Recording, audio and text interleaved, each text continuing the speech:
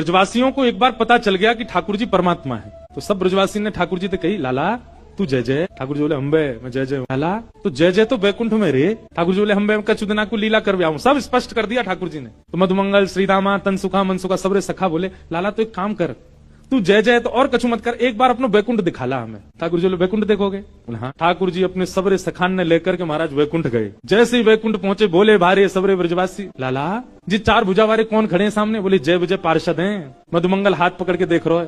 ठाकुर जी बोले कहा देख रहे हो? वो देख रहा हूँ असली के कि नकली लगा के आ गए। ठाकुर जी ने इशारा कर दिया, वैकुंठ में सब प्रणाम कर रहे हैं, मधुमंगल श्रीदामा को भी। मंगल श्रीदाम बोले, लाला जी सफेद सो हाथी डोल लो, या के ऊपर एक राजकुमार बैठो, जी कौन है? बोले इंद्र देवता है, जिन जाके तुम सबरे ब्रजवासी पूजा करो करते। मधुमंगल श्रीदाम बोले, लाला जाने बहुत पूजा कराई, खूब 56 भोग बनवा के पाए, कभी दिखो नहीं हमको, आज पहली बार दिखो है। तू जय जय है ना? बोला हाँ। यार नीचे उतार के जाके हाथी पे हमें बैठा दे। ठाकुर जी बोले इंद्र रुको, नीचे उठो। ऐरावत हाथी तुरंत बैठ गया इंद्र चरणों में।